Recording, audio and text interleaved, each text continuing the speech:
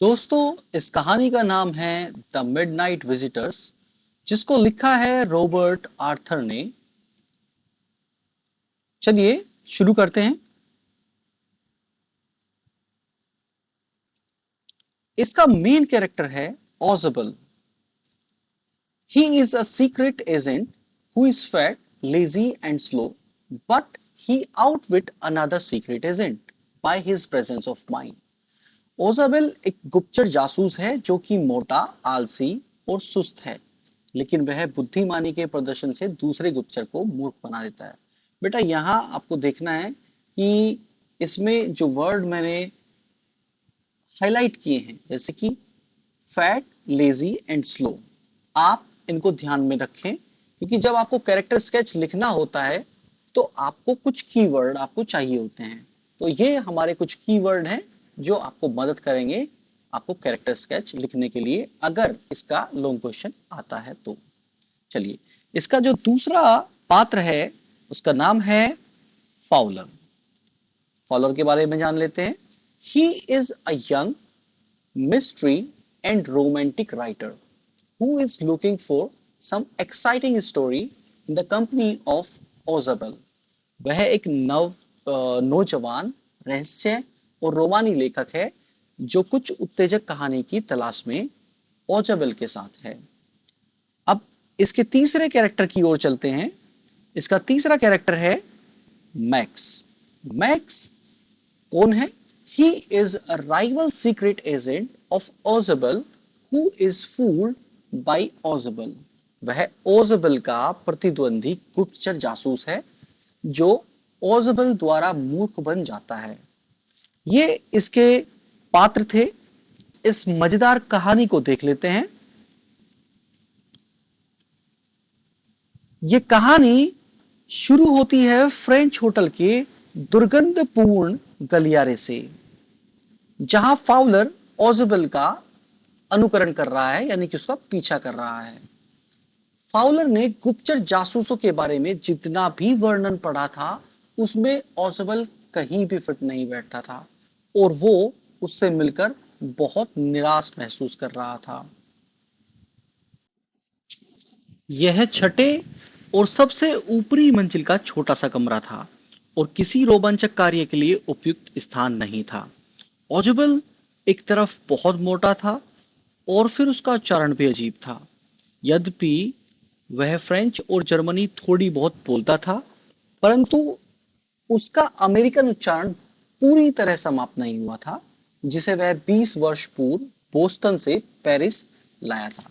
बेटा, आप इसको देख सकते हैं कि यहाँ पर ये हाईलाइट किया गया है। आप इसको जरूर एक बार जो है ध्यान से पढ़ लें कि इसमें जो है आपको मल्टीपल चॉइस क्वेश्चंस आसानी से मिल जाएंगे अगर आप इनको ध्यान से पढ़ लेते हैं। पहली चीज तो कि वो थोड़ा बहुत क्या बोलता था, फ्रेंच और जर्मनी भाषा बोलता था। वो अपने अमेरिकन उच्चारण को कहां से लेके आया था? वो बोस्टन से लेके आया था, पेरिस में। वो कहाँ रहता था? वह छठे और सबसे ऊपरी मंजिल पर रहता था, एक छोटे से कमरे में। तो जो चीज हाईलाइट की गई है इसका मतलब वो विशेष है और आपको वो ध्यान से पढ़नी है। चलिए आगे देख लेते हैं। ओजाबेल कहता है कि तुम्हें निराशा हुई। ओजाबेल ने कंधे के ऊपर से देखते हुए खर्राई हुई आवाज निकालते हुए कहा, तुम्हें बताया गया था कि मैं एक गुप्तचर, एक जासूस हूं जो गुप्त जानकारी खोजता है और खतरनाक कार्य करता है।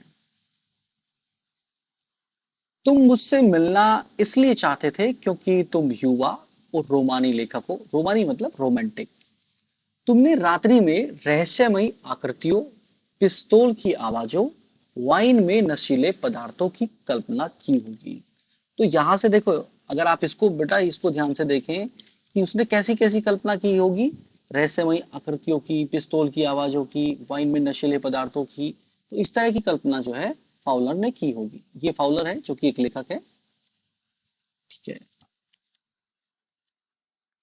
इसके स्थान पर तुम्हें एक फ्रेंच संगीत कक्ष में एक अजीब तरीके से कपड़े पहने हुए मोटे व्यक्ति के साथ सुस्त शाम बितानी पड़ रही है, जो गहरी काली आंखों वाली सुंदरियों से संदेश अपने हाथ से प्राप्त करने के स्थान पर केवल एक सामान्य टेलीफोन कॉल अपने कमरे में किसी से मिलने के बारे में प्राप्त करता है। तुम बोर हो गए होंगे। मोटा व्यक्ति स्वयं धीरे से हंसा। तब उसने अपने कमरे का दरवाजा खोला और अपने निराश अतिथि को प्रवेश करने के लिए एक तरफ खड़ा हो गया।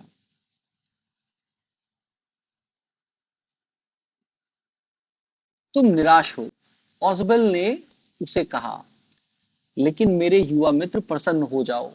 अब तुम वह कागज देखोगे, वह महत्वपूर्ण कागज जिसके लिए बहुत से आदमी और महिलाओं ने अपने जीवन को संकट में डाला है। मेरे साथ आओ। कुछ ही दिनों में वह कागज संभवतः इतिहास के रुख को भी बहुत प्रभावित करेगा। तो देखिए एक क्वेश्चन जो है यहाँ से बनेगा कि वो किस चीज को प्रभावित कर सकता है। वो कागज जो है वो इतिहास को प्रभावित कर सकता है। यह विचार नाटकीय है क्या नहीं है? बोलते बोलते ओजाबेल ने उसके पीछे दरवाजा बंद कर दिया। फिर उसने लाइट जलाई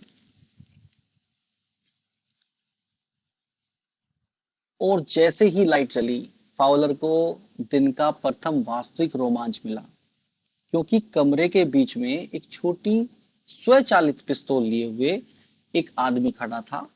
ओजाबेल ने कुछ समय तक आंखें झपकाई। मैक्स, वह जोर से सांस लेते हुए बोला, तुमने मुझे डरा ही दिया। मैंने सोचा था कि तुम बर्लिन में हो। तुम यहाँ मेरे कमरे में क्या कर रहे हो? मैक्स थोड़ा सा लंबा पतला व्यक्ति था, जिसकी शक्ल सूरत थोड़ी चालाक, धूर्त लोमड़ी जैसी थी। बंदूक के अतिरिक्त उसमें डराने जैसा कुछ भी विशेष नहीं था। रिपोर्ट, वह बड़बड़ाया, वह रिपोर्ट जो आज रात तुम्हारे पास नई मिसाइलों के बारे में आने वाली है। मैंने सोचा कि मैं तुमसे वह ले लूंगा। तुम्हारी अपेक्षा वह मेरे हाथ में अधिक सुरक्षित रहेगी, मैक्स बोला। यह मेरी बालकनी यानी कि छज्जा नहीं है, ओजाबेल ने बहुत अधिक चिढ़न से कहा। यह अगले घर की है। उसने स्पष्टीकरण करती हुई दृष्टि से फाउलर की तरफ देखा। देखो, उसने कहा, यह कमरा एक बड़ी इकाई का भाग था और वह अगला कमरा उस दरवाजे के पास प्रमुख कमरा हुआ करता था। उसमें छज्जा था जो अब मेरी खिड़की तक पहुंचता है। आप नीचे दो दरवाजों वाली खाली कमरे में से उसके ऊपर चढ़ सकते हैं और ऐसा किसी ने पिछले महीने भी किया था। होटल प्रबंधकों ने इसे बंद करने का वादा किया था, लेकिन उन्होंने ऐसा नहीं किया। मैक्स ने फाउलर को देखा, जो ओजाबेल से थोड़ी ही दूर घबराया हुआ खड़ा था, और निर्देशात्मक भाव से बंदूक को हिलाया। कृपया बैठ जाइए, उसने कहा। मुझे लगता है हमें आधे घंटे का इंतजार करना होगा। 31 मिनट, ओजाबेल ने उदासीनता से कहा। मिलने का निर्धारित समय 12:30 बजे का था। मैक्स, मैं चाहता हूं कि मैं यह जान लूं कि रिपोर्ट के बारे में तुम्हें कैसे पता चला। छोटा जासूस कुटिलता पूर्वक मुस्कुराया, और हम चाहते हैं कि हम जान जाएं कि तुम्हारे लोगों को ये रिपोर्ट कैसे मिली, लेकिन कोई नुकसान नहीं हुआ है। आज रात को वह मुझे वापस मिल जाएगी। वह क्या है? दरवाजे पर कौन है? दरवाजे पर हुई अचानक दस्तक को सुनकर फाउलर उछल पड़ा। ओजाबेल केवल मुस्कुराया। यह पुलिस होगी, उसने कहा। मैंने सोचा कि ऐसे महत्वपूर्ण कागज जिसका हम इंतजार कर रहे हैं, उसे थोड़ी ज्यादा सुरक्षा मिलनी चाहिए। मैंने उनसे कहा था कि सब कुछ ठीक है, यह जानने के लिए मुझसे मिलें। मैक्स ने घबराहट में अपना होठ काटा। दस्तक दोबारा हुई। अब तुम क्या करोगे मैक्स? ओजाबेल ने पूछा। यदि मैंने दरवाजे पर जवाब नहीं दिया तो वे कभी भी अंदर आ जाएंगे। दरवाजा खुला हुआ है और वे गोली मारने में झिझक नहीं करेंगे। मैक्स का चेहरा गुस्से से काला पड़ गया। जब वह तेजी से खिड़की की तरफ घूमा, उसने टांग पैर खिड़की में लटका दी। उन्हें जल्दी भगाओ, उसने चेतावनी दी। मैं छज्जे पर इंतजार करूंगा। उन्हें भगाओ वरना मैं गोली चला दूंगा और भागने के मौके खोज लूंगा। दरवाजे की दस्तक तेज हो गई और एक आवाज आई। मैक्स ने अपने शरीर को इस प्रकार झुकाया ताकि उसकी बंदूक के निशाने पर मोटा आदमी और उसका अतिथि रहे। उस आदमी ने अपने खाली हाथ से स्वयं को सहारा देने के लिए खिड़की के फ्रेम को पकड़ लिया। फिर उसने अपनी दूसरी टांग को घुमाकर ऊपर उठाया और खिड़की की दहलीज पर रख दिया। दरवाजे की मूठ घुमाई। तेजी से मैक्स ने स्वयं को दहलीज से दूर हटाने के लिए अपने बाएं हाथ से धक्का दिया और कूद गया। और फिर जैसे ही वह गिरा, वह एक बार जोर से चिल्लाया। दरवाजा खुला और वहां पर एक वेटर एक ट्रे लेकर, एक बोतल और 2 गिलास लेकर वहां खड़ा हुआ था। श्रीमान, यह रहा आपका पेय जो आपने वापस लौटते समय मंगवाया था, उसने कहा और ट्रे को मेज पर रख दिया। फिर बहुत सफाई और कुशलता से बोतल का ढक्कन खोला और कमरे से चला गया। डर से सफेद हो गए फाउलर ने उसकी ओर घूर कर देखा, लेकिन वह अकलाया। पुलिस? वहां कोई पुलिस नहीं थी। ओजाबेल ने आह भरी। केवल हेनरी था, जिसकी मैं उम्मीद कर रहा था। लेकिन क्या छज्जे के बाहर वाला व्यक्ति? फाउलर ने प्रारंभ किया। नहीं, ओजाबेल ने कहा, वह वापस नहीं आएगा। देखो मेरे नौजवान मित्र, वहां कोई छज्जा है ही नहीं। तो इस तरीके से ये कहानी समाप्त होती है और इस तरीके से जो है ओजाबेल ने अपनी बुद्धिमत्ता से अपनी और अपने साथी की, यानी कि फाउलर की जान बचाई। तो है ना ये मजेदार कहानी। ठीक है, इसके बाद आप जो है इसके जो मल्टीपल टाइप क्वेश्चन हैं उनको भी कर लें, ताकि आपको पेपर में जो भी क्वेश्चन आए वो आसानी से आप कर पाएं। धन्यवाद। और प्लीज चैनल को सब्सक्राइब करें और लाइक करें और शेयर करें, ताकि सभी बच्चों तक ये इस तरह का कंटेंट पहुंच सके, ताकि वो जो है अपने बोर्ड के एग्जाम की तैयारी बहुत बेहतर तरीके से कर सके।